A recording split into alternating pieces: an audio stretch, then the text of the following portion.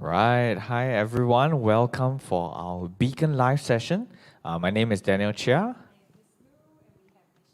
Keys, and we are so happy that you decided to tune in. This is our Father's Day special edition. So if you want to send out this link right now, share it with your dad, any father figures in your life, and hopefully they can come in and join in this celebration tonight. Yeah. So shall we start off with a song first before we introduce our guests? And maybe you want to share more about this song? Yeah, so this song is actually not a Christian song per se, but after looking at the lyrics and after knowing the story behind it, this was written by Diane Warren for her father, who really supported her in her journey as a songwriter. And after reading the lyrics, it really feels like this can be our feelings of how we look towards not just our earthly fathers, but also our heavenly Father. So I would like to bring this song to all of you tonight, or in the morning if you're watching this in the daytime. And this is called Because You Loved Me.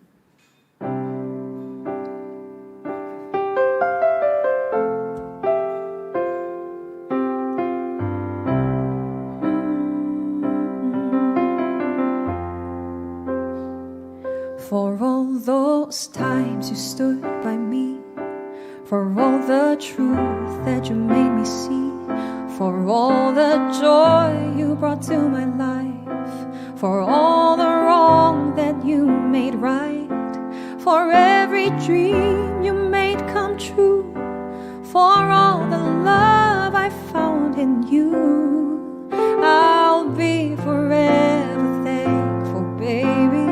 You're the one who held me up, never let me fall. You're the one who saw me through it all. You were my strength when I was weak. You were my voice when I couldn't speak. You were my eyes when I couldn't see. You saw the best there was in me, lifted me up when I couldn't reach. You gave me faith 'cause you believed. I'm everything I am because you loved me.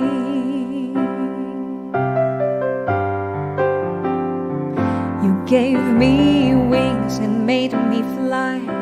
You touched my hand, I could touch the sky. I lost my faith, you gave it back to me. You said no star was out of reach. You stood by me and I stood tall.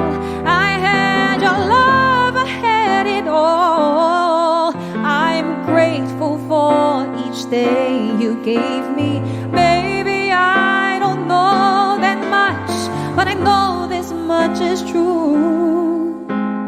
I was blessed because I was loved by you. You were my strength. You were my voice when I couldn't speak. You were my eyes when I couldn't see. You saw the best there was in me, lifted me up when I couldn't reach. You gave me faith 'cause you believed. I am everything I am because you love me. Oh, you were always there for me, the tender wind that carried me, light in the dark, shining your love into my life. You've been my inspiration through the lies. You were the truth. My world is a better place because of you. You were my strength when I couldn't speak. You were my eyes when I couldn't see. You saw the best there was in me, lifted me up when I couldn't reach. You gave me faith 'cause you believed. I am everything I am because you love me. Oh,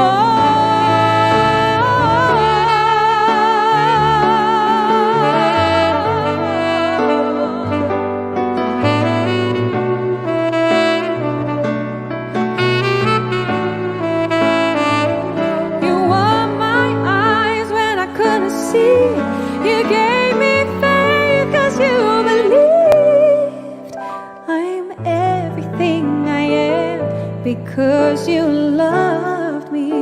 Oh yes, I'm everything I am because you loved me.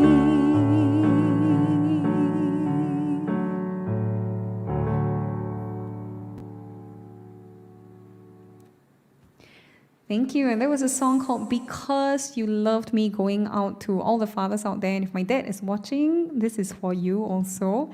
And yes, hopefully, if you haven't really taken the time to listen to the lyrics of this song before, maybe go and look it up online. It's actually really, really meaningful. Yeah.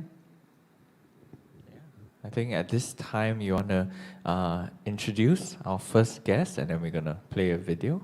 All right, so we will have a guest joining us from Center for Fathering, and we will play you a short video first so that you can understand what they do, and then we will go into a little interview segment with our special guest.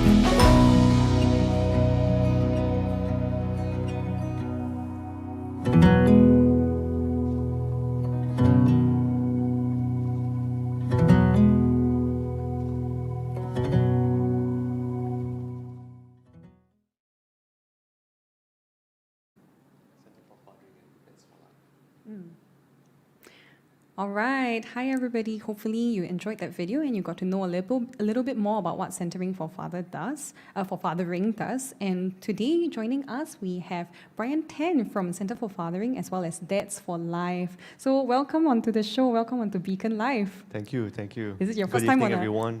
First time on a live stream?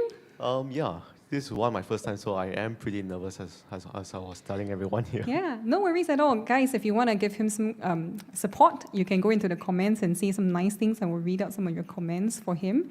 And yeah, so Brian, I think we would really love to know your own personal journey and how you got to be involved with Center for Fathering. Okay, so I think my journey really started back in 2014 when I was struggling a lot as a dad of 2 boys at the time. I found myself struggling just to have a conversation with my wife, to share with her my difficulties as a man, as a husband, and even as a dad. So it came to a point where I just wanted out of everything. I felt like I was a hero out there, but I was a zero at home. What changed was really the community from the Dads for Life network, when men started coming alongside to support me on the journey. They started to disciple me, and I think more importantly, they helped me accountable for the quality of relationships I have at home. And that changed everything for me. I found a new lease of life in my marriage, in my family life, better relationship with my children. And I think what changed in my heart was this willingness to believe that I could change. From brokenness, I could step out into a new life. So after that, I joined Dads for Life as a volunteer, was happy doing what I could for others. And then when the opportunity came to join Center for Fathering to drive Dads for Life, I felt that conviction that I needed to let go of the old and to move into the new, because I've been given a chance, a new lease of life. And that's how I found myself in that Center for Fathering and Dads for Life today. That's amazing. Thank you for sharing that with us. And I would think because of things like home-based learning and us being all at home right now, with close proximity, I have a feeling that a lot of parents might be feeling, a lot of fathers might be feeling a lot of pressure. What would you tell them as on behalf of Center for Fathering? What can you tell fathers watching right now who might feel like they are struggling? I think we're all struggling. I mean, this is a very new situation for all of us. The last year and a half has not been easy for many of us, especially dads. I mean, that's myself. I find myself and a lot of friends struggling with the anxiety of knowing how to protect our family, struggling with the fears of losing our job. How then do we provide for our family? And all those things are not easy. And with the social distancing and all, it's hard to find support. It's hard to get plugged into, our pals to share vulnerably and authentically. So I think one of the things that we tried to do at Center for Fathering was to create even more platforms for men to connect virtually, just to have that shared and safe space to help one another along this journey. We've also put together a lot of collaterals done by a lot of our volunteers who's helping dads to spend better time, quality time at home with our children, to manage the shared parenting responsibilities and even shared household chores, having clarity of what's important, how do we reclaim the time, and also to find the courage to share with our family what matters, our anxieties, our concerns, and to help our children understand how we manage conflicts at home, how we seek to reconcile when we've hurt one another, and how we seek to restore the relationships during outbursts. And I guess it's just about embracing the uncertainty, the challenges, the pain, because we're all in it as a society, in our own families, and none of us are taking this journey alone. And there is a community out there to support and to encourage one another along. And that's what we have through the Dads for Life network.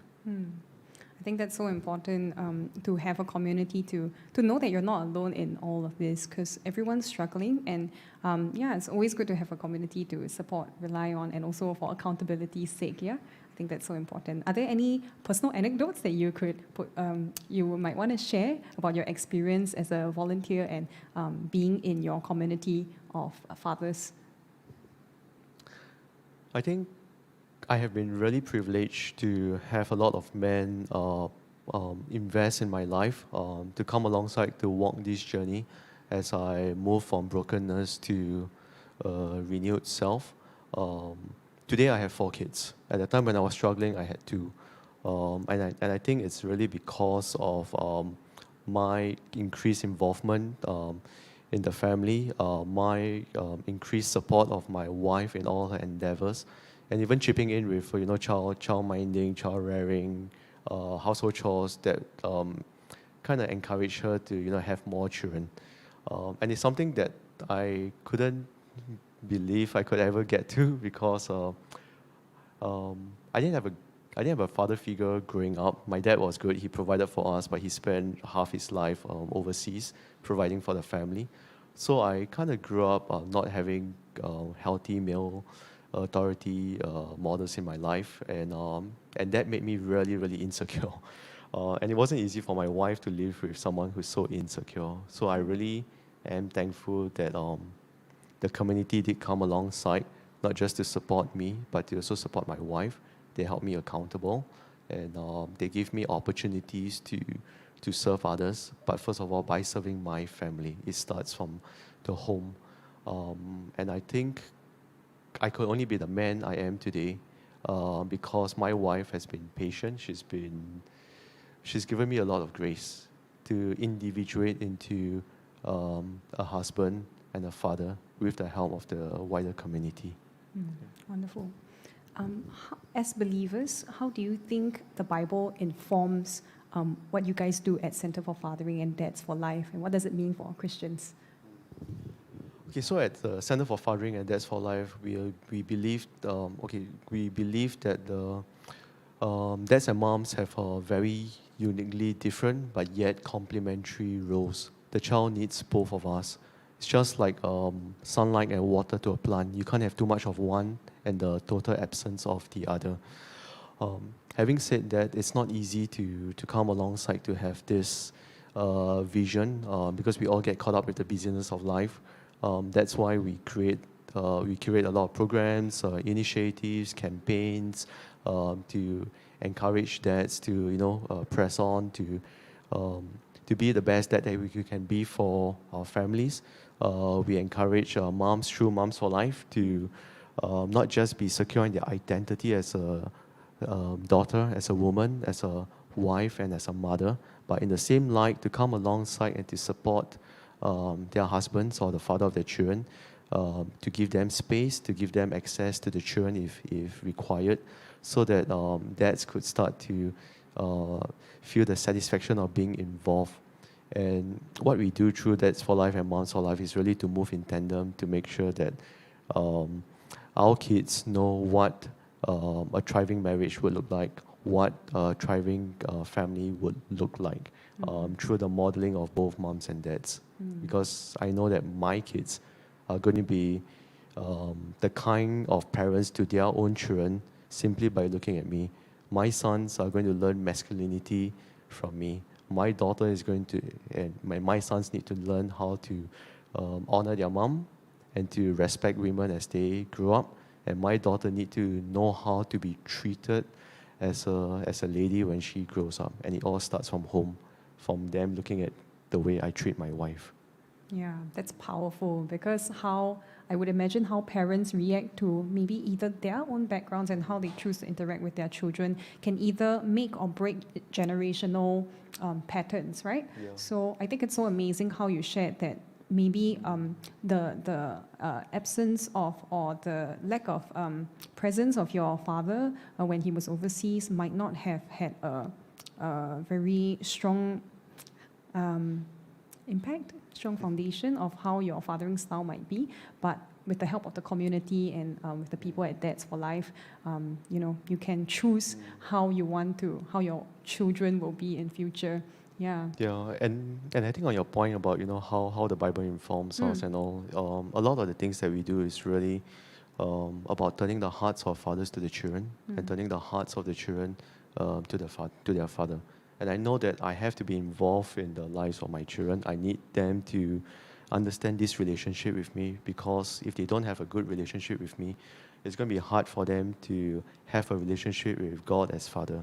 So I find that short of anything else, I need to be God with flesh on my arms, hugging them, being the thermostat at home to control the atmosphere at home when I'm home, and just bringing heaven back home through the way I live my life and the way I treat everyone at home.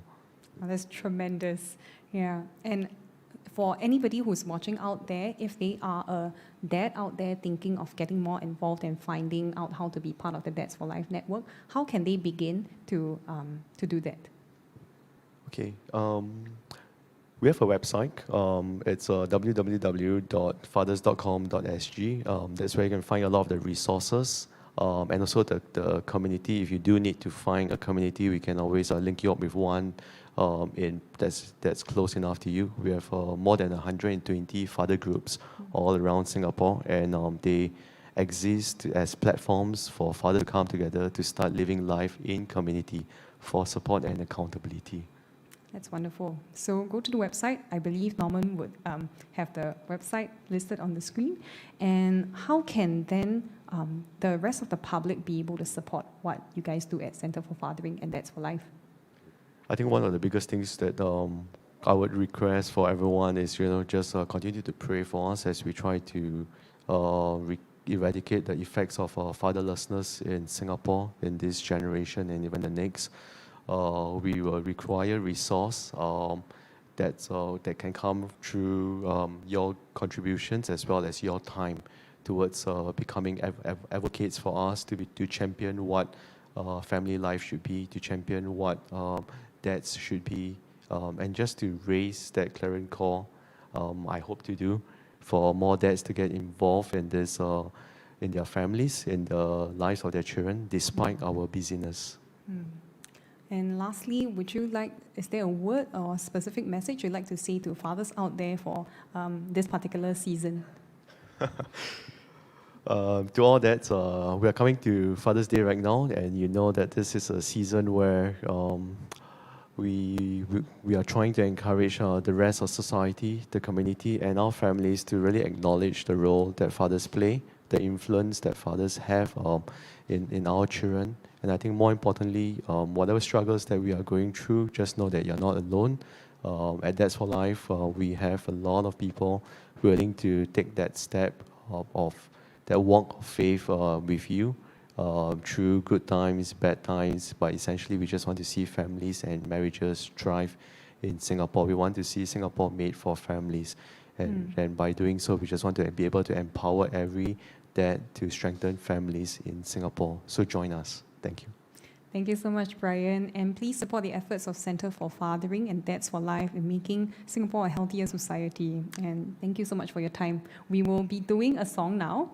And this is a song that, was chosen to bless the people, the families of this nation, and the generations that will come after it. Thank you so much. Thank you so much.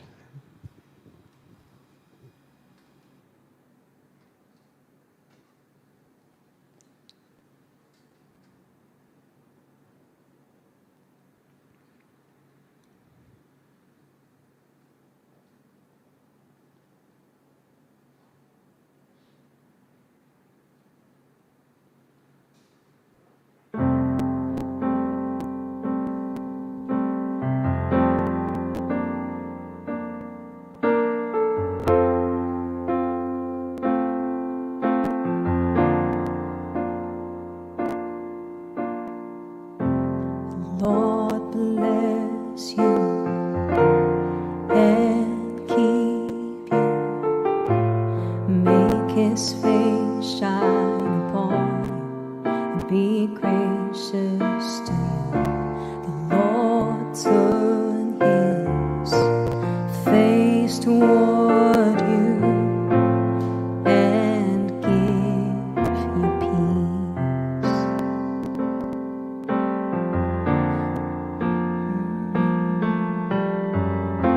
The Lord bless you and keep you.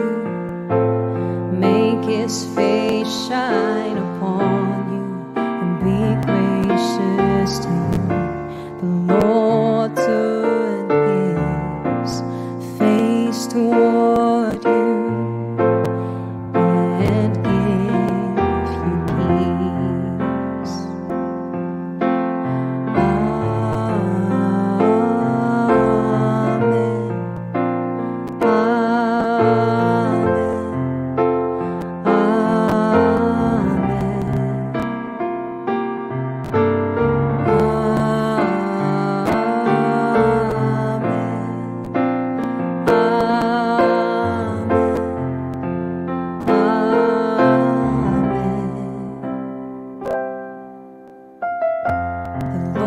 bless you and keep you. Make His face shine upon you, be gracious to you.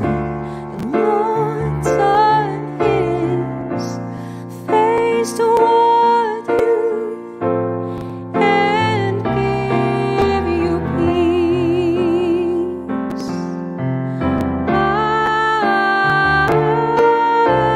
Amen.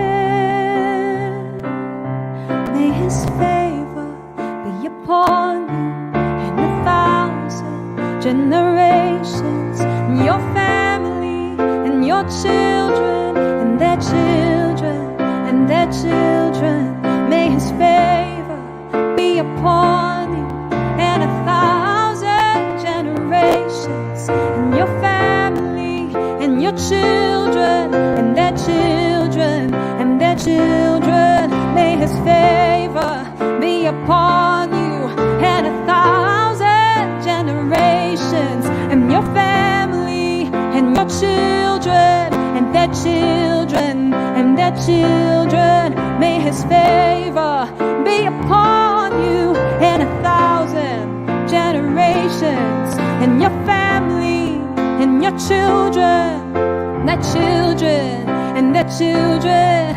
May His presence go before you and behind you and beside you, all around you and within you. He is with you. He is with you in the morning, in the evening, in your coming, in your going, in your weeping and rejoicing. He is for you. He is for you. He is for you. He is for you.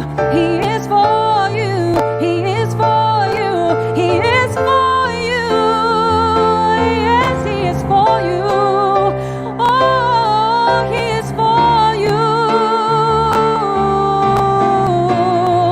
Yes, He is for you. Oh,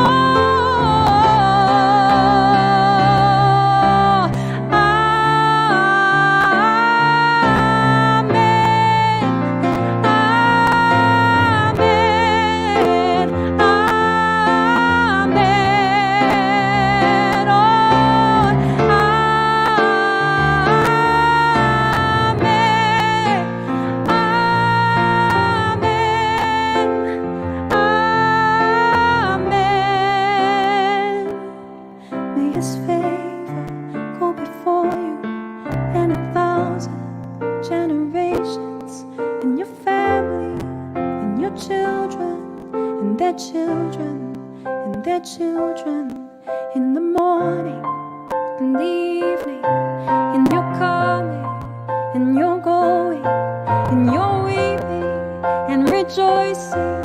He is for you. He is for you. He is for you. He is for you. He is for you. He is for you. He is for you. He is for you. He is for you.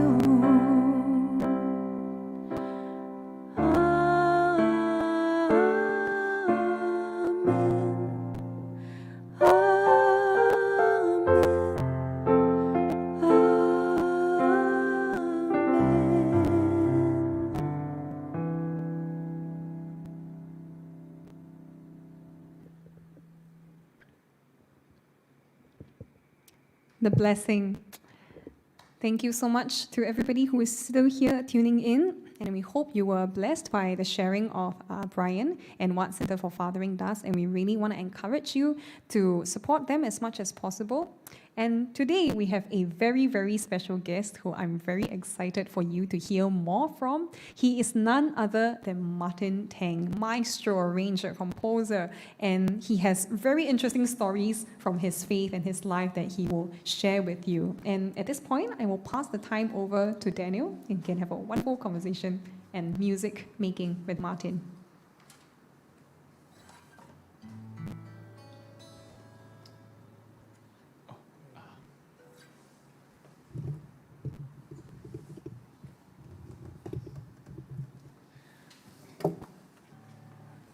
Right, so yeah. Is this okay? Yeah, this is okay.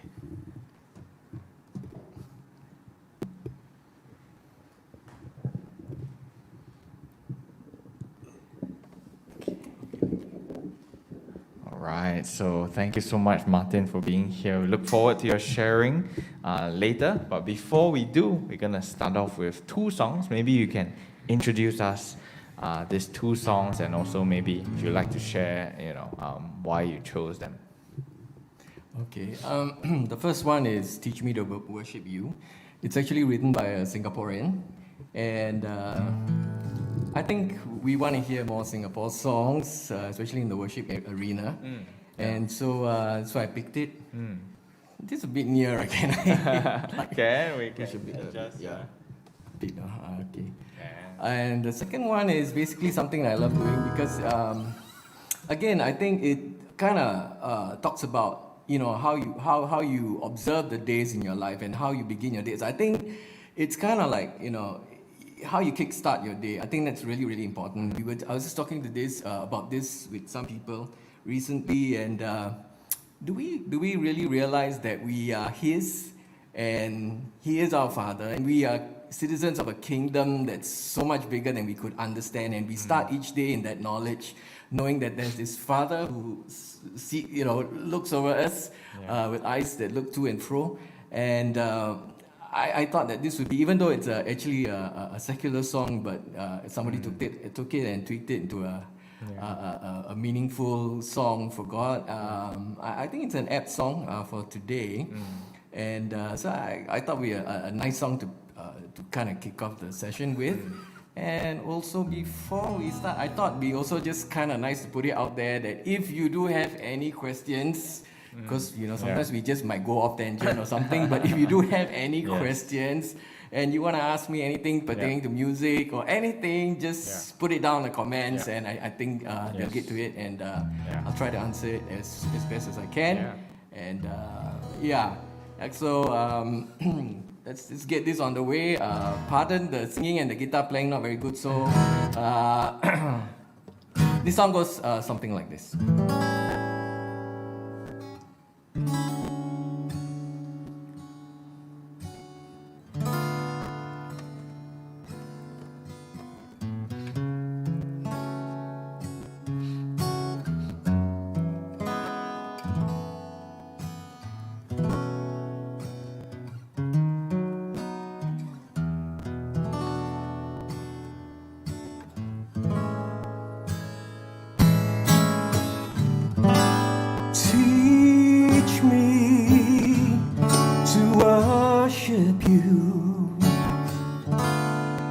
Teach me to adore you. I want to love you with my whole being, to learn to praise your name each day, to do the same. Teach me, oh Lord, the way to worship you. Teach me to worship you. Teach me to adore you. I want to love with my whole being to forsake my sinful ways, to look upon your face and understand your grace. Oh Lord, my God, teach me to worship you. Teach me to adore you. I want to love you with my whole being, to love, to praise your name each day, to do the same. Teach me, oh Lord, the way to worship you.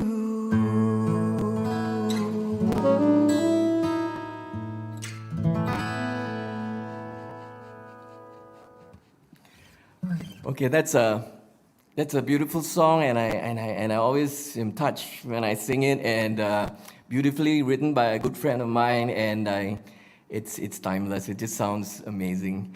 Okay, now this is the next song we like to do, and it's something called Lovely Day. Goes something like this.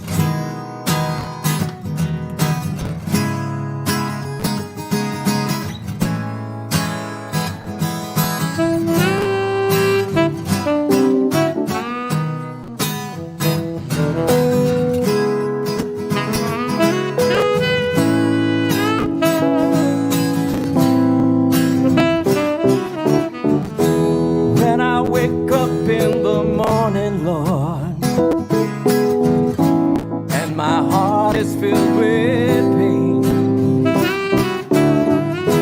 smile I had upon my face is gone, and see the sunshine from the rain. When I think of you, and the world's alright with me, Lord, just one thought of you, and I know it's gonna be, here we go, sing, a lovely day, oh, lovely day, oh, Jesus, you're the lover of my soul, the fire that burns down deep within. You're the joy this world can't take away. The Spirit tells me this will last and never end. When I look at you, and the world's alright with me, Lord, just the thought of you, and I know it's gonna be a lovely day,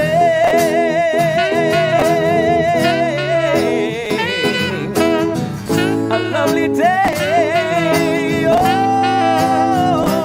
lovely day, oh, a lovely day. Here we go.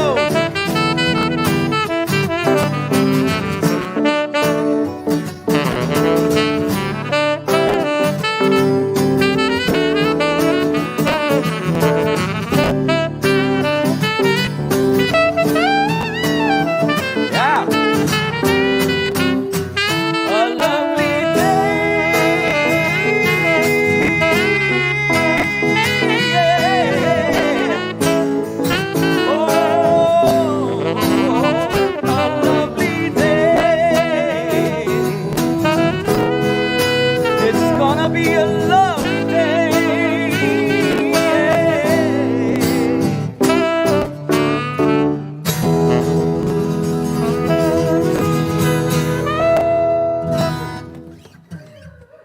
With Jesus, every day is a lovely day. Amen. Yep. Thank you so much, Martin. Wow, it's the first time, doing that song in a worship style, but that was by Bill Withers, right, originally. Yeah. Yeah. Did you write those lyrics? No, were you the one? actually, it's I got this senior moment now. I can't think of the senior. No worries. It's actually done by an American artist. Nice. Yeah, we love to, we realize that so much of secular music in that sense, can work, as worship, just by viewing it differently, so we absolutely love that. And yeah. Yeah, I think worship comes from the heart. It's not from the words, but from the heart. And I think it's something that translates into your human capacity to receive, not from the place of understanding that's projected from a worldly standpoint, but it's something that's planted within us. So I think it's whatever song you take it and you make it into a form of worship unto the Lord our God, I think it works. Because I think for both Payson and I, we've been musicians for so long, but if we only wait until Sunday to do worship songs, then so we've always loved that. So thank you so much for and the first song that you did is my first time hearing about that song, so that's just amazing. And maybe we could kickstart. Maybe you could share with us, from the early, age, were you always a Christian? Well, like some families, you're born into a religion that you have no say over. So I was born into a Roman Catholic family. And so for a while I was Catholic. Because my grandmother, she was like the matriarch, and she decided that we were all Catholics. And then, so being Catholic was kind of, you go through the whole ritual of going for catechism, and then you go through, different phases of, being a Catholic. And Catholics believe very strongly about attending Mass on Sunday. And I remember having this exchange with my mom and my grandma and whoever, wanted me to go for catechism and church on Sunday, and they would always tell me things like, not going to church is a mortal sin, If you don't go to church, right, you die, you're going to go to hell. And I went like, okay, I'll go to hell. So I just didn't want to go to church. So when my grandma died, she passed away, and I went like, yes. I mean, it was like, I didn't have to go to church, but I missed her because she's really a lovely person. But then, for some strange reason, my dad decided, okay, we're going to be Buddhist now, and that was worse. Because then I ended up being in a temple every Saturday. I would go to the temple, and my dad kind of made the monk my godfather or something like that. And I ended up staying in the temple every Saturday, and then I also witnessed interesting things in the temple. Okay, so then I was born in Malaysia, I wasn't born in Singapore, and it's really a nice place to be born in because it's a vast country. And so when I was like about 10 years old, we came back to Singapore. And then there was no church, there was no monk, there was no nothing. And for a while, we were nothing. And then I just believed because of, I think like what was said earlier on, we don't realize that as parents, right, you play a big role, right, in how you mold and shape your child. And so, of course, everything my parents did, we took after them. So my parents were, I'm born into like a really bohemian kind of family. My family is not the normal kind of thing. Not like they're weird, but they're not normal. Okay, because both my parents are artists. Okay, my dad is a really good painter. And then he decided he was going to be a ballroom dancer. And they really got involved in ballroom dancing. And so, just like what was earlier shared, I hardly saw my dad. Because they were off, basically refining their art form or taking part in some competition. And so basically my sister and I, we grew up by ourselves, mainly that. So I didn't really have that relationship with my dad, in that sense. And I think that really affected me greatly, which I will share later on.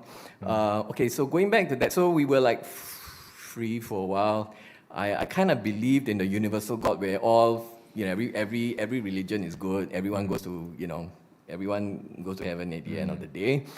And at the same time, of course, growing older, I met my wife, my current wife, my wife, no current wife. And then she brought me to a Protestant church. The funniest thing about going to a Protestant church, I don't know whether you guys remember or you're old enough to remember that there was a church along Bras Basah Road. Okay, it was a Brethren church, okay? It's a close Brethren church. Anyway, so that was my introduction to the other side. To the Catholics, it's the dark side lah. Okay, so it was really kind of strange because the day I stepped into the dark side, I was looking at all these people, and then suddenly I decided I was Catholic, and then I was looking at them and thinking, all these people are going to hell, So, and I remember when I went to church, right, and I didn't lift we couldn't lift our hands in that congregation. You couldn't even clap. We didn't have any instruments and things like that. But I never sang a single note, right, for a whole year. I just stood there and then I just kind of, took in the atmosphere, kind of tried to figure out what was going on, but never really got involved in church. And that went on for a while. I kind of, and then we got involved in music. And when we got involved in music, we just basically strayed away from church. And church was just once a year, probably Christmas.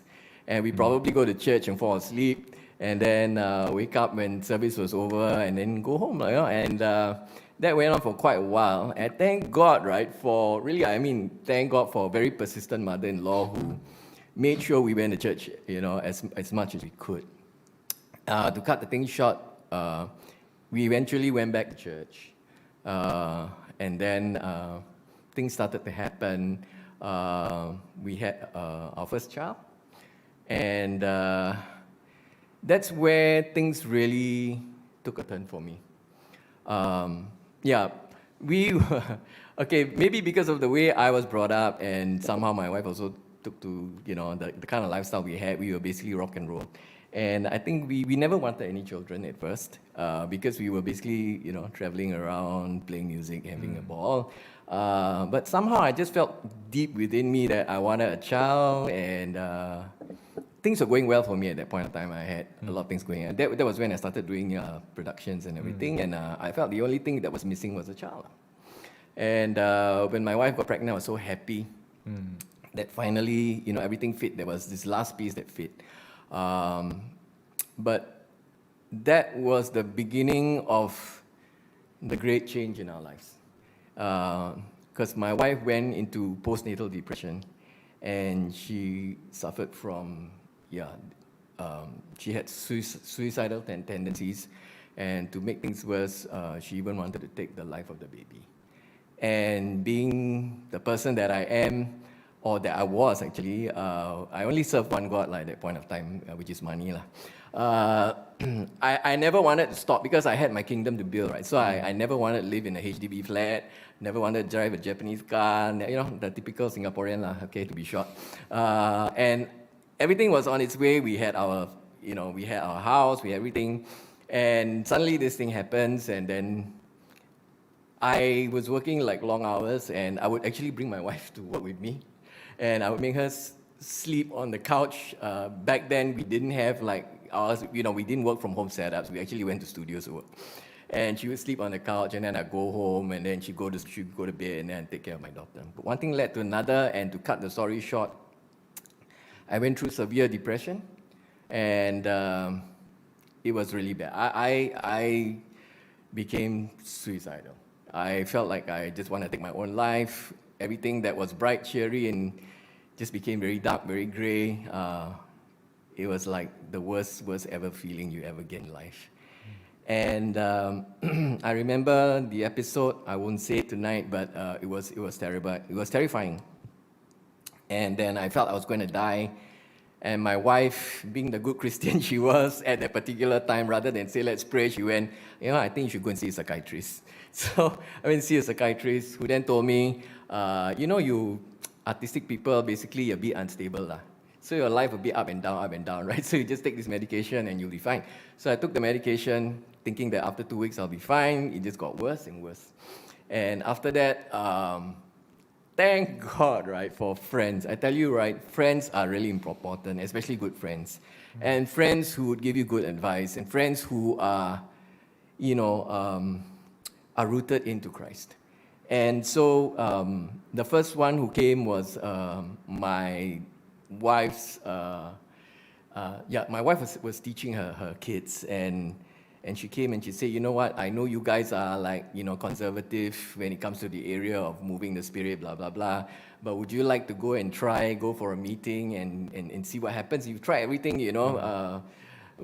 why not just try something this way rather than, So I was like, anything will do, So we went, and it was kind of interesting. We went to this place in Marine Parade.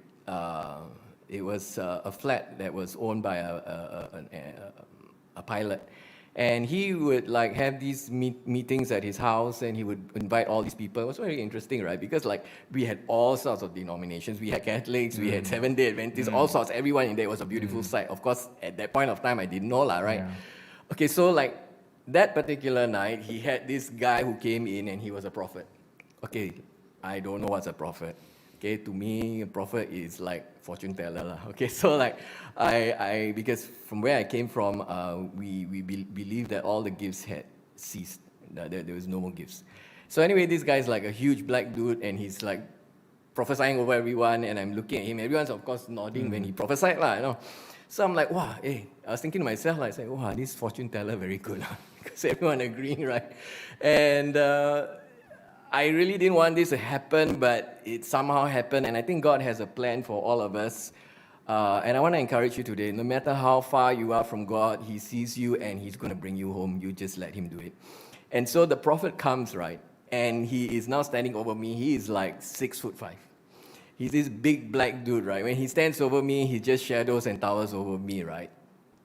And he says, he wants to pray for me, so I'm like, okay, what can happen, right? He puts his hand on me, starts to pray, and rather than me go backwards, he went backwards. He went, whoa, like that. And like, suddenly he looked at me and he said, black guy, so he talks this way, and he says, whoa, brother, you look like you fell in a deep black hole, man. And I went to myself, I was thinking to myself, I said, wow, this fortune teller really very good one. And then he told me, he said, you know what, I believe God is in your life. This is supposed to happen. He's allowed it to happen. I see the hand of God in your life. And the next question he asked me is kind of weird. He said, have you seen someone do long jump? I said, yeah. He says, the further you want to jump, right, you need a longer runway, right? I said, yeah. And he says, this is what God is doing to your life. He's pushing you back because you need that long runway because you're going to jump very far for Jesus. Wow. Okay, not something you want to hear when you don't know who Jesus is, right? You think you're Catholic, Christian, whatever, right? But seriously, I never knew Christ. So in my mind, I'm thinking to myself, like, okay, so how is this going to help me, right? I mean, like, how? I mean, like, okay, so what about the whole depression thing, right? And to cut the story short, like I said, this went on for about 2 years plus. But the interesting thing was that in the span of those 2 years, I had this other friend come to me and say, okay, this is what you got to do, this is what you got to do. Everybody comes like with some kind of solution, right? Go and buy worship music, okay? Go and buy worship music, okay? Of course, back then, we still had CDs, we still had cassettes, okay?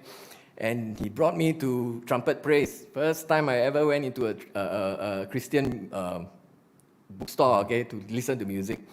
So when they put the music on and he said, okay, this one's pretty good, buy this one. So when I first heard Christian music, I went, no wonder nobody wants to listen to Christian music lah. It's 10 years too late. It sounds terrible. My uncle also don't want to listen. So anyway, so I bought the cassettes, I bought the CDs, and I brought it home.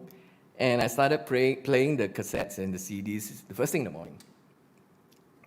So I'm playing the thing, and okay, the thing for us, right, is like when we went to church on Sundays, right, it was comic relief, in a sense, for us as musicians, because the band was always out of tune, couldn't play in time, wrong chords, sing out of pitch and all, so we'd be laughing and all that. And they were trying to be a bit more contemporary, but just cannot make it. And suddenly I'm listening to this song. One day this is what happened. I was listening to this song, right, which is played in church. And it was actually Don Owen, okay, it was As the Deer Panther. And somehow, right, I don't know what happened. The only thing I know is every time, right, I play the songs or I play the CD or whatever, right, I feel a lot better. I feel like something lifted up, and I feel like I'm almost normal. And so, of course, then that got me into a place where I would sit there longer. I never realized that I was actually worshiping God without realizing it. I was just singing, humming along. And as I was humming along that song, one day I realized that, hey, that's me. That's me. I'm so thirsty, I'm so dry, I'm so far away from the reason why I exist, the purpose of my life. And I just broke down and I cried, and I remember telling myself, okay, now I'm really going crazy. Somebody's going to put me in IMH. Thank God I'm in my room, nobody sees this, right? And so I'm going through this whole journey, and then I go to church on Sunday, right? And rather than be in a situation where we are laughing at the band, right? They start playing. I'm thinking, in the first place, I was so thankful that whatever happened to me happened in the room, right? But guess what? I went to church on Sunday, right? I felt this presence on me, and I started crying, and I started just losing it in my church. And all these brethren people are looking at me, and what's wrong with this guy, right? And I remember having to go to church, right? Finding a secluded corner, so in case anything happens to me, they won't see it. So that went on, and I was sitting there for longer periods, and then finally one day, he showed up. And I'll cut the story short, but basically I had this incredible encounter with Christ. And because of that, the reality of God kicked in. And I realized, that though I professed to be someone who believed in Him, I was never a Christian. I got to know Christ when I was about 30 years old, 30 plus. In all those years before that, I never really knew Him. And again, to cut the story short, 2 years down the road, He healed me instantaneously, which never happens with any form of mental illness. And I realized that the whole 2 years with me, and I had to ask Him this question, and at the end of that part of my journey, I asked Him, I said, Lord, why did you take away 2 years of my life? Why not like 2 weeks, 2 months, okay? And His reply was basically, because it took you that long to learn how to become my worshiper. And when God tells you something like that, you have no comeback. And you just go, okay. And then He said, time for you to go back. Time for you to go back. And I went back to the industry, and it was quite crazy because the jobs just came. And the gift of hindsight is really a beautiful thing, because now I can tell you why everything happened now. Because when I went back into the industry, it was challenging, but I saw the amazing hand of God in the music industry. Saw so many of them give their lives to Jesus. So many who had been so far away from Jesus who were impacted, and today are serving Christ. They are part of the industry. I won't name them. They're well known, from music producers to arrangers to artists. God just gave and then brought us together as a church out there to impact others as well.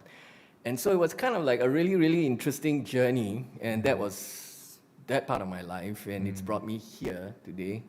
And the episode continues.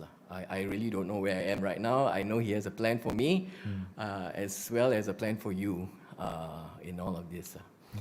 The other thing I just want to say, and like I was telling you earlier, I never wanted to be a musician.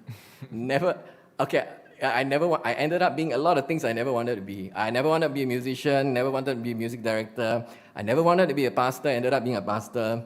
God has an incredible sense of humor, and your life with Him can be ever so exciting. Yeah. Thank you so much for sharing, and we have a lot more questions to ask you, but maybe now might be a good time we bring Michelle on, and you have 3 more songs to share with us, and maybe you can share a bit more about these songs as well. Okay, I think these songs are basically quite simple, but they mean a lot to me. I think the whole thing about saying Jesus is Lord and Savior of my life, it's a simple thing that we can all articulate. But I think the main thing we want to ask ourselves is, where does that come from? And for me, I'm still on this journey. I don't have it made. I don't have it made. I'm trying to figure things out. Okay. Sometimes things can get pretty rough. But these simple words that repeat and repeat themselves are words that mean a lot to me, because he came, he found me in my suffering, and he became my friend, made me, come to a point of understanding what, a life with Jesus resembled. And I'm still struggling with him, okay? I mean, there are days where things are a lot easier, when he's truly Lord. And then there are days where I am Lord, and he puts up with it. And he brings me back to the understanding of the fact that, you know what? There's only one Lord and Savior, and his name is Jesus Christ. And I just want to honor him today by glorifying that name.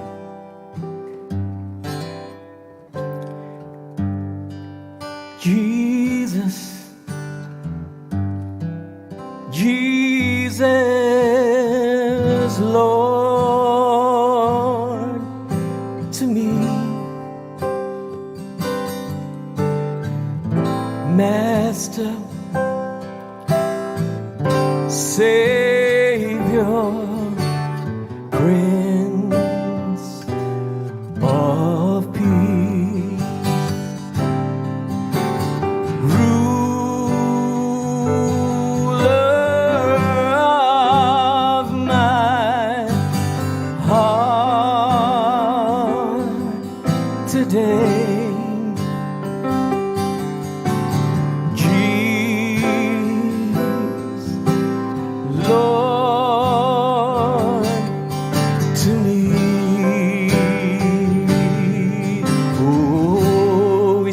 Again we say Jesus, Jesus, Jesus, you are Lord to me. You are Master, and you are Savior. You're my Prince of Peace. You're the ruler of my heart today. And you are Jesus, and you are Lord to me. And I'm so in love with you, Lord. Let's sing. Falling in love with Jesus. Falling in love with Jesus. Falling in love with Jesus is the best thing I've ever done. In his arms, I feel protected. In his arms, never disconnected. Falling in love with Jesus is the best thing I've ever done. Pick it up and sing. Falling in love with Jesus. Falling in love with Jesus. Falling in love with Jesus is the best thing I've ever done. In his arms, I feel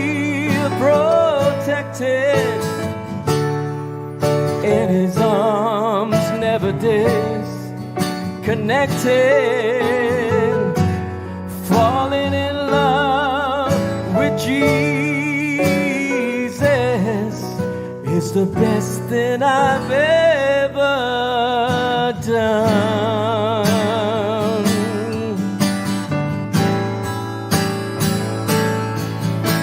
Because of who you are, I give you glory.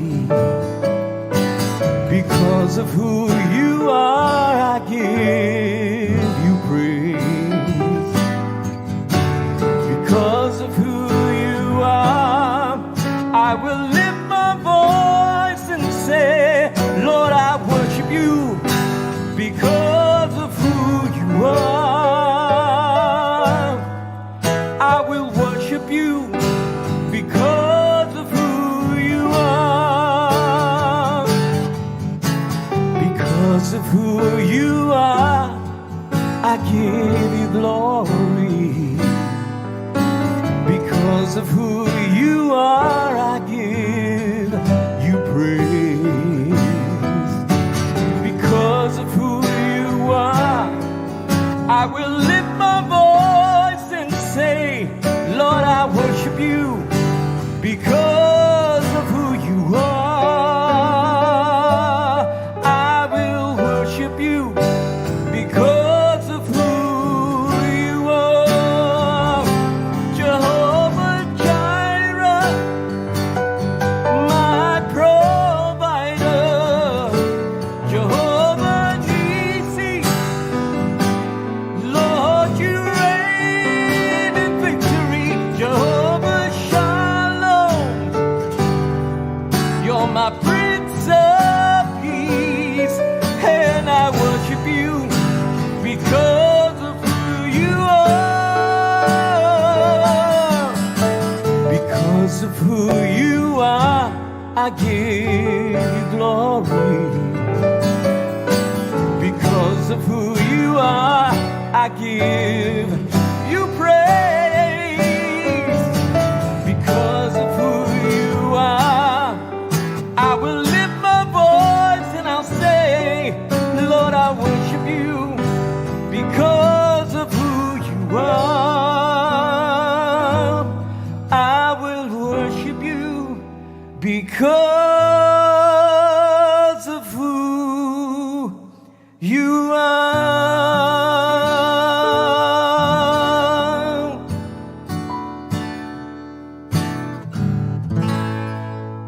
Falling in love, Jesus.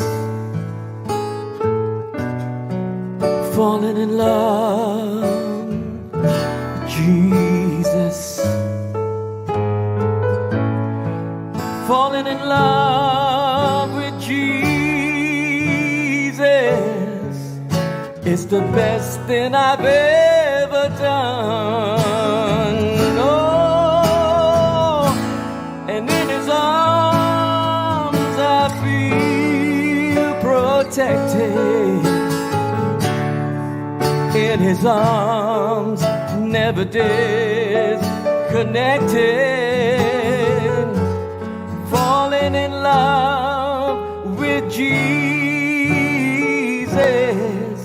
is the best thing I've ever done. Is the best thing I've ever done.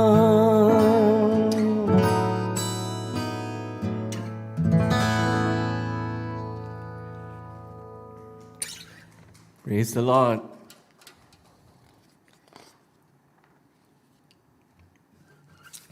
Yeah, I think that's a beautiful name. It took me this, such a long time to just get to the surface of understanding that name of Jesus. And I think that was earlier shared, as to being brought up in an Asian home. And especially like for my generation, right? Like my father my father was your typical, or is, he's still alive, is your typical Asian father. he never really, to him, love was, provision.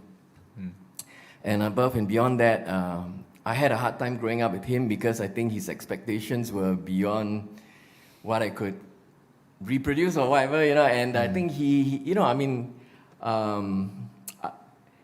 always, I never really got along well with my father in the early days.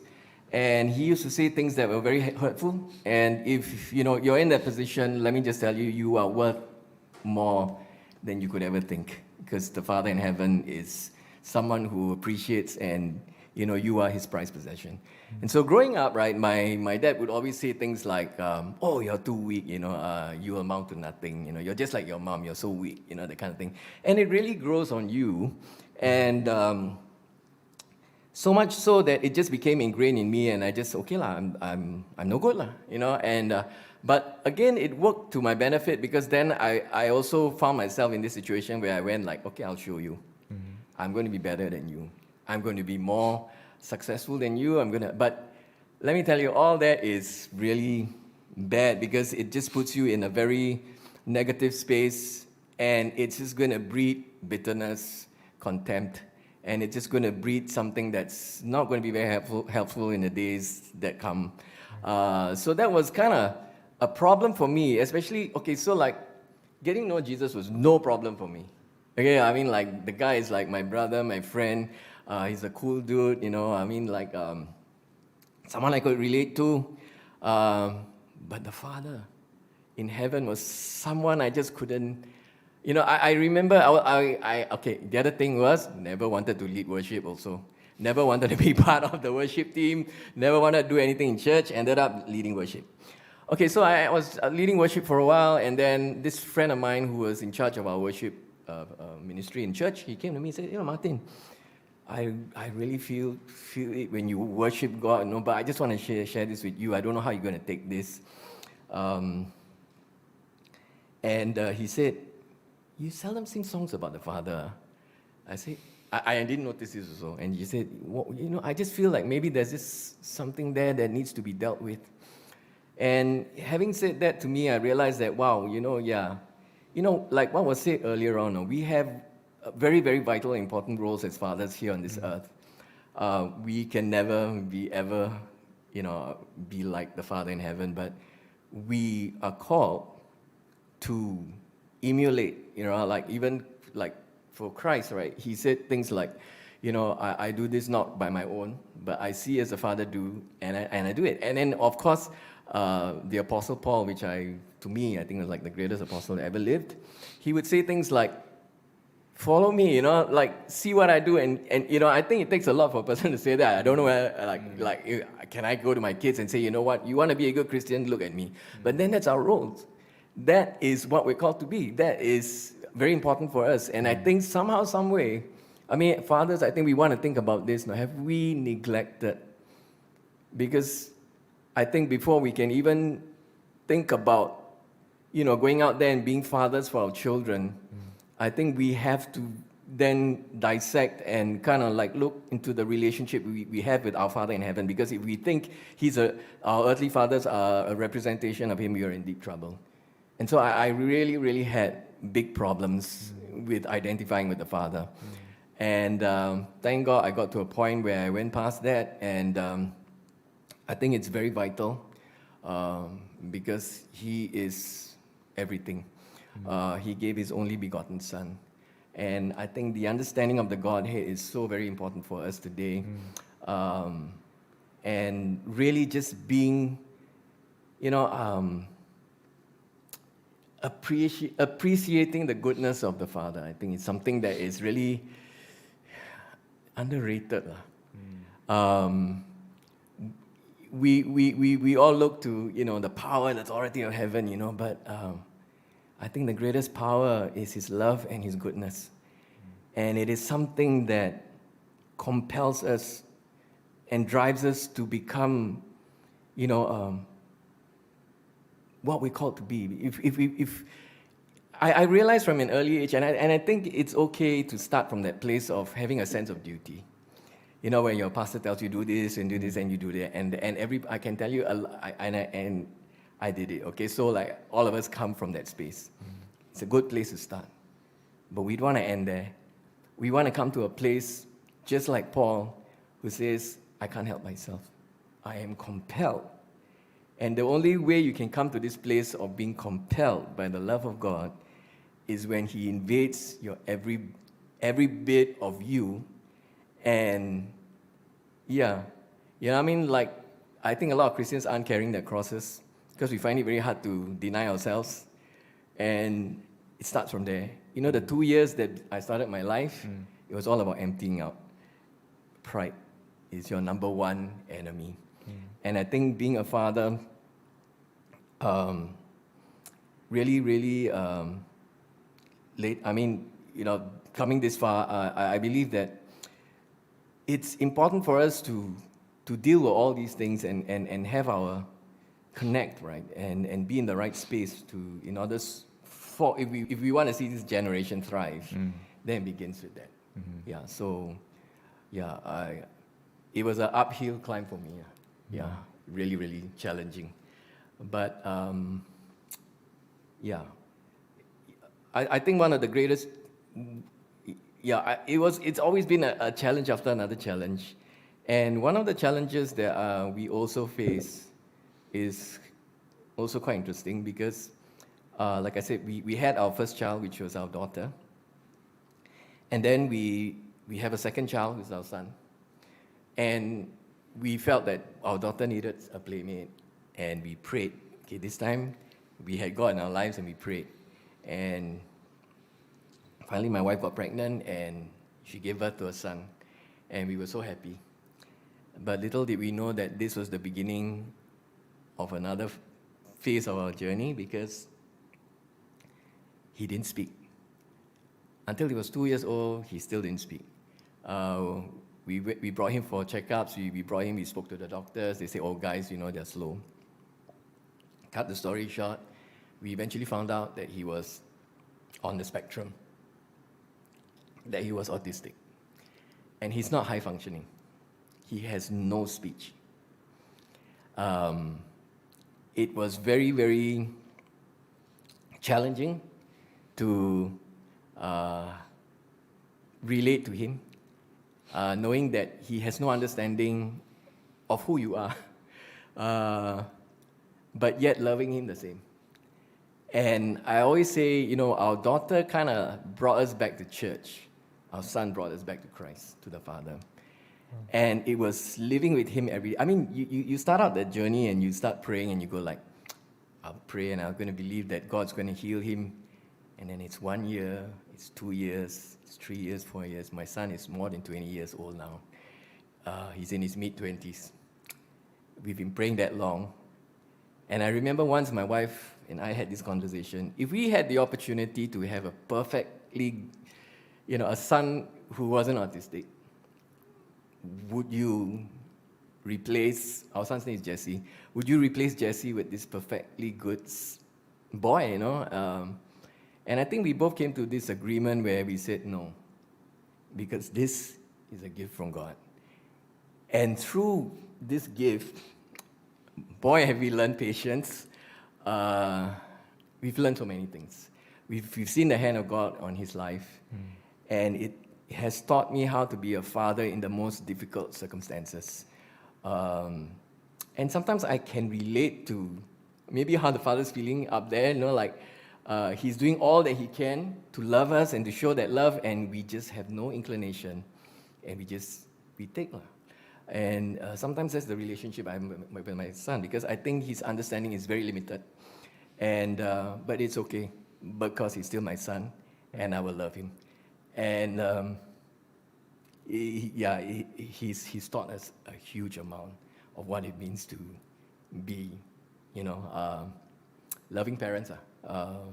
Even when things aren't it isn't given back in the same way that you're giving. Yeah. You know, yeah.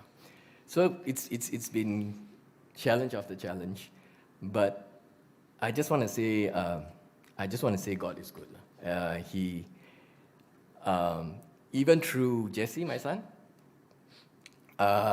people have come to know Jesus, which was amazing. Because in the early days, we would bring Jessie for every therapy known to man because they were saying, okay, early intervention, and we spend a lot of money. This is another thing. Yeah, I mean, really, where does your faith lie, right? So, spending a lot of money on all his therapies. But, of course, some worked, some didn't. But the amazing thing was, I remember we brought him for speech therapy, and the therapist herself said, do you know, right, that many parents with kids like yours, they're divorced. They separate because they can't take it. Or worst case scenario, they commit suicide. He said, but with you guys, right, I have this sense of like a peace that and she's not a Christian, right? So she's saying, like, I have this sense like there's this kind of peace, and somehow, and then we met this other couple that was there, and then basically they sensed it to even the receptionist at his occupational therapy, who, when we first went there, and she was like the kind of person who would go to Thailand, make those trips and go and buy all those amulets and all that kind of thing, right? She never would want, she became a Christian. And she was saying, from the first day you guys walked in with your son, I just felt there was something different. And so I realized with that journey also, and with the journey that I've had in the past, that the Christian message isn't so much what you say, but how you live. Yeah. Wow. Yeah. Wow. Thank you so much for sharing, and you answered all my questions even before I asked them, and it's just so apt, being Father's Day this coming weekend, and I think it's definitely already very tough being a dad, but to be a dad in a pandemic is just doubly hard, and maybe would you want to speak a bit to that, how has it been like, and being a musician and a creative and a dad during this whole past year? I think it's not just the pandemic, but I think when I decided to choose, I felt like, okay, how many times I tried to sabotage myself and get myself out of the music industry? It never worked. If God wants you there, you're going to be there. Okay, so first thing I want to say is it's difficult being a freelancer because my whole life, right, I have never drawn a paycheck. I have never worked for anyone, and the amazing thing is that he's taken care of me over this incredible period of my life. I am the sole provider of my family, and it's like when he tells you to do something and you do it right, amazing things just happen. Like, I remember there was this period where he said, I just felt like I wanted to go to school. I wanted to study theology, like at least get some understanding, even though it wasn't a very lengthy course. And like I said, right, my son was going for therapy, and like we were spending seriously thousands each month on him. And so with that and our monthly expenditure, and then now with hardly any work, going to school, right, somehow the Lord just provided. It's amazing. And it's not to say that I don't struggle with, this area of faith that, the providential, hand of God. I still struggle with it. And even more so, like, during this period, because, like, I've seen a lot of good friends lose their jobs, especially those performing in nightclubs and bars and what have you. Last year, right, I mean, when the pandemic started, like I was just sharing earlier on, because we do a lot of work with China, we didn't really feel it so much because we were still busy, we were still doing TV shows. But suddenly, it kind of, it started to drip in, and then started to feel it. And then, things just kind of went downhill a bit, but then it picked up again. And every year, it's the same thing for me, I really, if you want to ask me how next year's going to go, I really don't know. I will just have to rely on God, on His goodness, and just my job is to believe and to be exactly where He wants me to be. That's my job. The other things, they're His job, and it's up to Him to just make the way for me. It's tough. I'm not saying I have it, but I'm trying my very best to come to this place of faith, of believing. I think that's one thing that we instilled in our daughter. I think she saw us from the very, very beginning of her childhood that we relied on no one else. She saw the way we prayed. We prayed for her. We used to bring her on mission trips. We brought her to Outer Mongolia with us in winter, which was crazy. She was only 4 years old. Wow. And I think that kind of rubbed off on her because today she's a social worker. And she has this amazing heart for people. And I think she always, she's got this amazing, she really, really champions the underdog. And so actually last year, I was a bit worried for her because during the first circuit breaker, one of her cases committed suicide. And it's not easy for her, and she was going through something. And we had to stand by her also and just to ensure that she was okay. So that was quite challenging, but thank God she got through that. And thank God that, everything's back to where it is right now.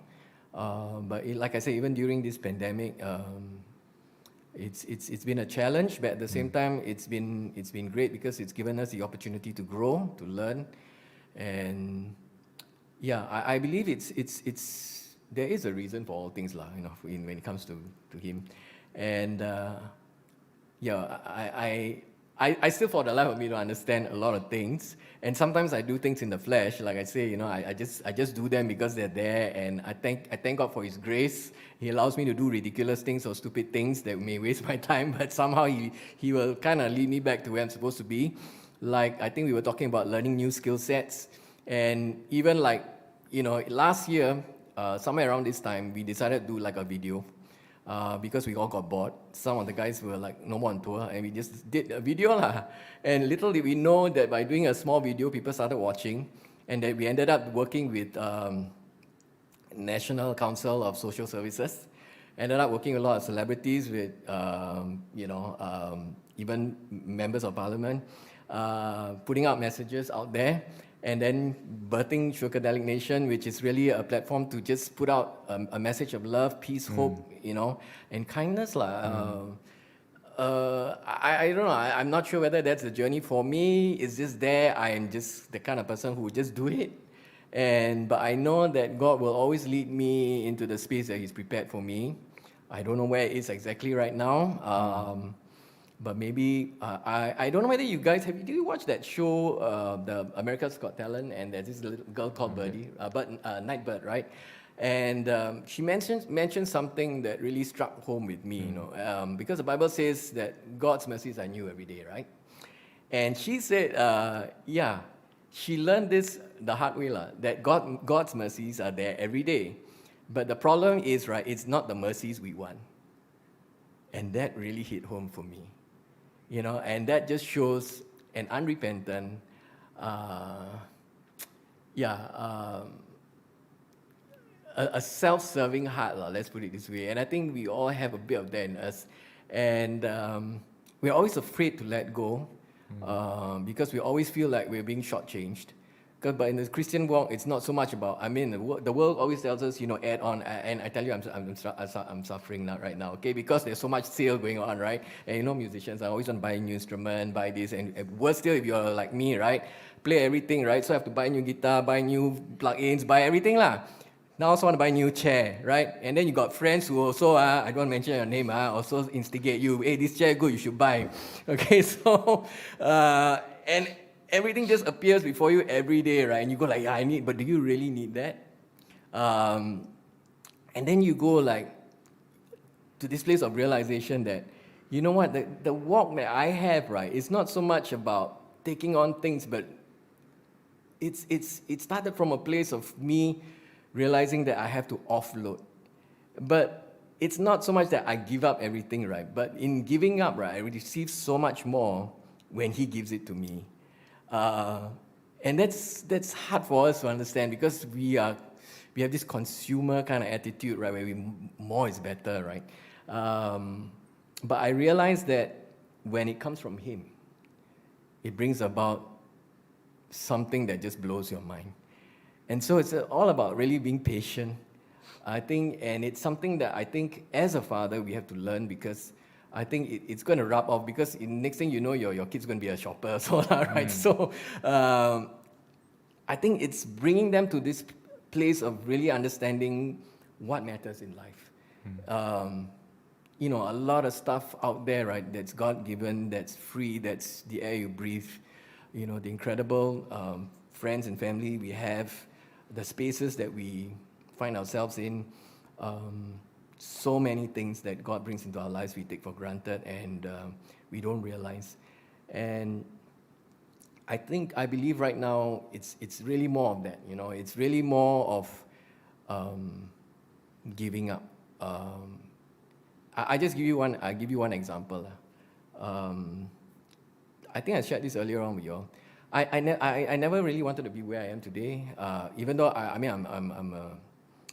arrange, I produce, or whatever, I do this, right? But do you know that the lifespan of someone like me, right, isn't very long in the industry? I think I'm a dinosaur, or I'm normal. I mean, I've been doing this, and I'm looking at guys who are like 1/3 my age, right, who work with me, or, you know, and so with the, you know, what's out there and the new guys that are coming out, I'm amazed I'm still doing this. I never wanted to continue this. Okay, my main thing, right, was, okay, I'll start here, but I actually wanted to do A&R. I wanted to work in an international, not a local firm, but an international firm, and I wanted to be someone who did A&R or someone who ran a label. And to cut the story short, right, an international firm basically came looking for me, offered me a job. It was that particular job that I wanted, right? And I'm like, okay, I had just come out of the 2 years of depression, lost everything. I didn't mention earlier on, but during those 2 years, I lost almost everything. I lost my house, my company went bust, my bank account was almost zero. And so here I am, right, just after the 2 years, and then there's this job right in front of me. They opened up the whole thing, and they showed me the pay packet and everything that was involved, and I was like, wow, my jaw just dropped. And it wasn't just the money, it was an incredible amount of money. It was the position I wanted. And of course, it would be, if it were up to me, I would like, take it, man. I mean, a lot of people tell me, you should have taken a job. There are days when I go, I should have taken the job. But to cut the story short again, I felt God tell me, I was in Taiwan at that point of time. I happened to be there when they offered me the job. and God told me, you have to go back to Singapore. So I'm like, go back to Singapore for what?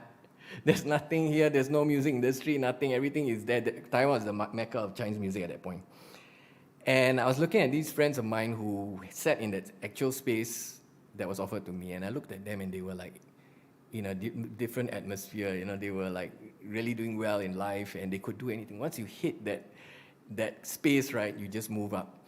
And here comes God and God says, you have to go back. I'm like, huh? And I remember my heart just broke into like 1,000 pieces, and I was like, but then this is what I want, you know, this is what I want, this is what, you know, the saying is you either move up or you move out. And I was like, how am I ever going to survive? I already knew, like, looking down the road, right? I mean, I'm going to be competing with guys who are like not only half my age, but right now, like, they're 1/3 my age or maybe even more. But God said, no, you go back. I have a plan. I came back to Singapore. I went on my first mission trip. And that was the trip I told you about. We went to Outer Mongolia and we saw amazing miracles. From that day onwards, every time I had enough cash and I had downtime, we would go out and do the work of the Lord. And like I said, the gift of hindsight is always a blessing. Now looking back, right, the richness of what we accumulated, right, on all those trips, right, money can't buy. I can safely say, right, I have seen almost everything, right, that the Bible has to offer by way of signs, miracles, and wonders. Almost everything. Except for hand grow or leg grow, I haven't seen that yet. I hope to see it one day. But amazing. God brought us on this amazing journey. And then I went, oh, okay, now I understand. Because if I had taken a job, I'd probably end up as a corporate man. I would never see the kingdom of God on this earth. But I've seen it. And someone told us, this guy who, I know very well, he says, I think you've seen too much. Maybe it's time to move into the next phase of your life and to begin to figure out what God wants you to do. So I'm like, I'm waiting.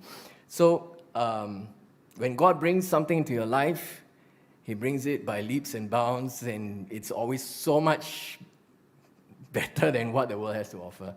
There are days when I go like, wow, I wish I took that job, because you know what, if I took that job today, I'll have a huge house, I'll have a driver, but I probably also have a heart attack, which did happen to one of them. But I'm so thankful that He's patient with me, and He's still patient with me, and I thank you for His grace, and that He still upholds me. I mean, I thank God that I'm still here, and still on this wonderful journey with Him. I'm glad you didn't take that job either. If not, you won't be here with us tonight. Yeah. Martin, do you have one more song you want to I thought we'd end with this song. This has always been a song that I hope I get through it. I was already having trouble getting through the songs earlier on. This song means a lot. And it's interesting that two songs that I picked today were actually written by Asians. This is also written by a Filipino. And this song goes out to all of you out there who, like me, it doesn't mean that, you become a Christian and you've been a Christian for 30 years, that you have it all together. No, there are days where you go like, can this even be true? And having to face that uphill battle of being embraced by this wonderful God, having no self-worth because you respect somebody who was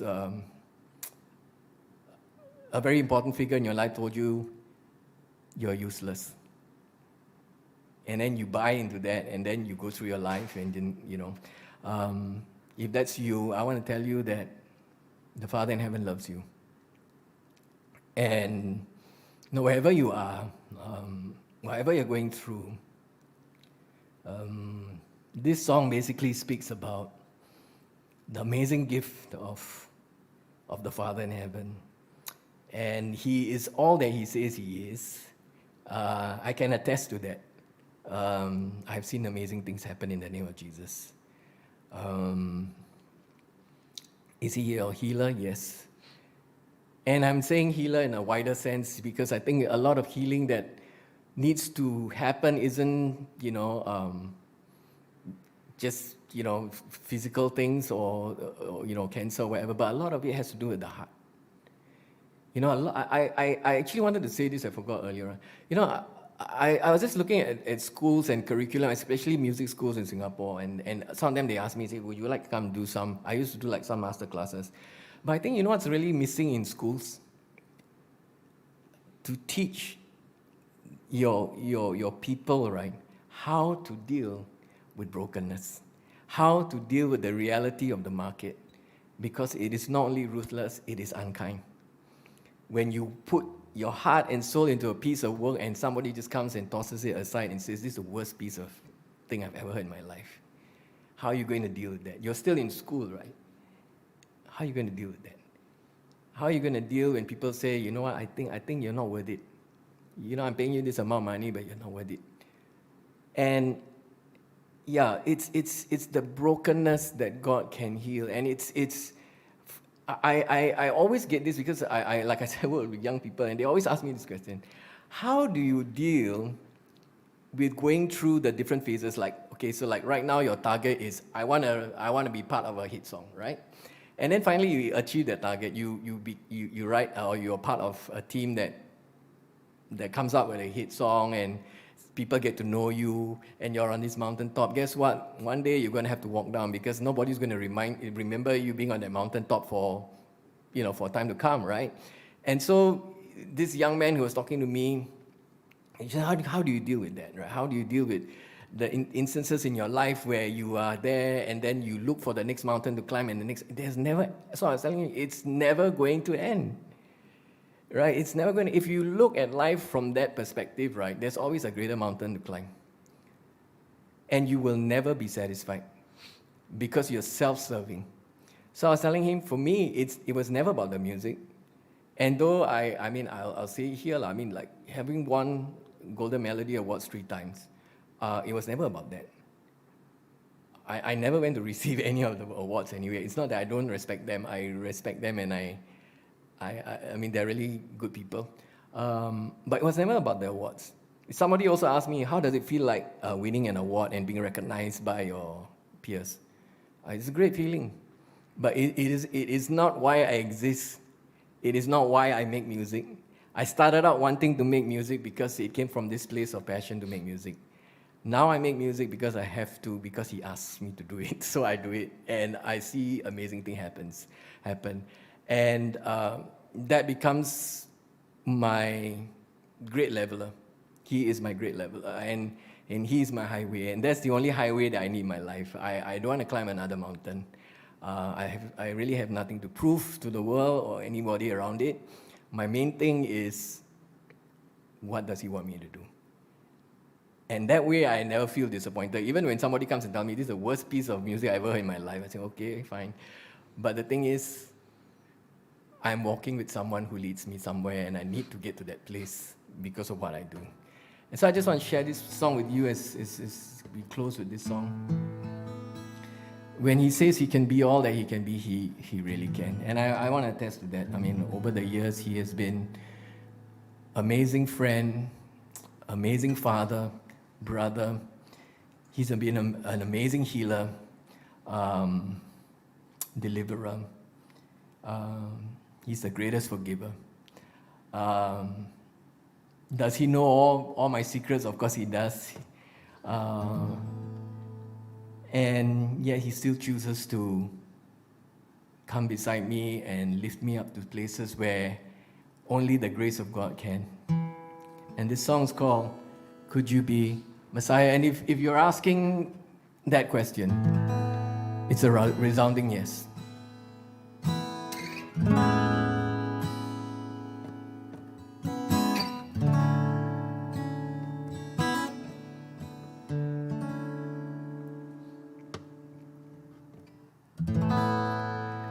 Could you be healer to a heart that's been wounded in a battle that's never seen? Could you be teacher to a mind of confusion? Tell me, what does this all mean? Are you deliverer of an imprisoned feeling in chains? Can you set my spirit free? And just one more question. Allow me this question. Could you be Messiah to me? Could you be Messiah to me?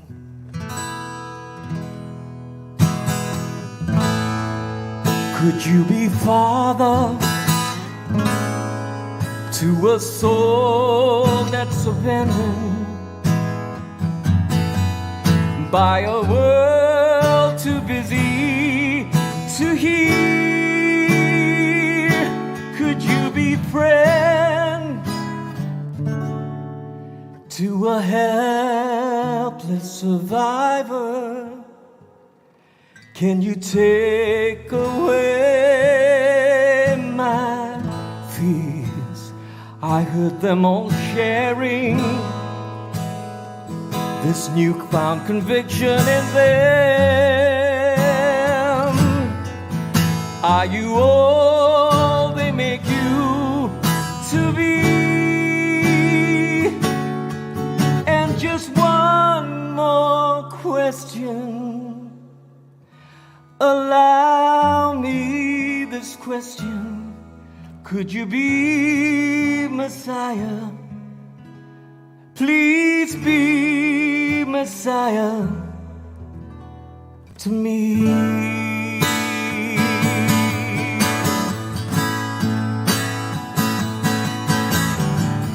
Now I've been looking for someone like you, and I'm so tired, I'm tired. I've read every book and I've sung every song. My mind may be right, but my heart feels so wrong. Tell me, how much farther can my life go along? Which way do the roads lead, and where do I belong?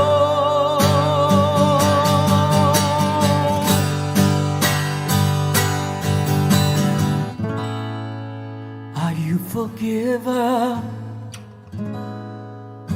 of my most unknown secrets, provider of all that I need? Could you be brother, the one who knows better? Would you now stand in the lead when all this is over?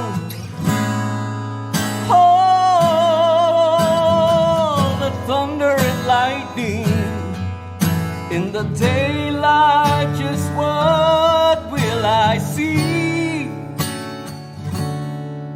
The answers to my questions. Allow me this question: could you be Messiah to me? Could you be Messiah to me? Could you be Messiah? Please be Messiah to me.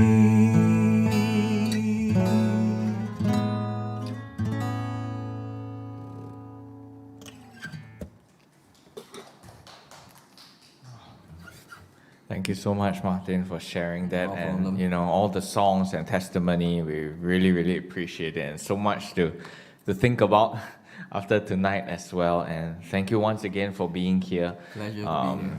Yeah, we hope to be able to, you know, hang out more, hear more stories, and be inspired by your journey. And yeah, thank you so much for all of you who have joined us tonight. It's Father's Day weekend this weekend, so hopefully you'll be looking forward to spending time with your family, and lots to think about if you're a dad or a dad to be, or even if you're not, you know. So we will see you guys in July. We will announce our new special guests and organizations in the coming weeks. And thank you so much. We will see you guys at the next one.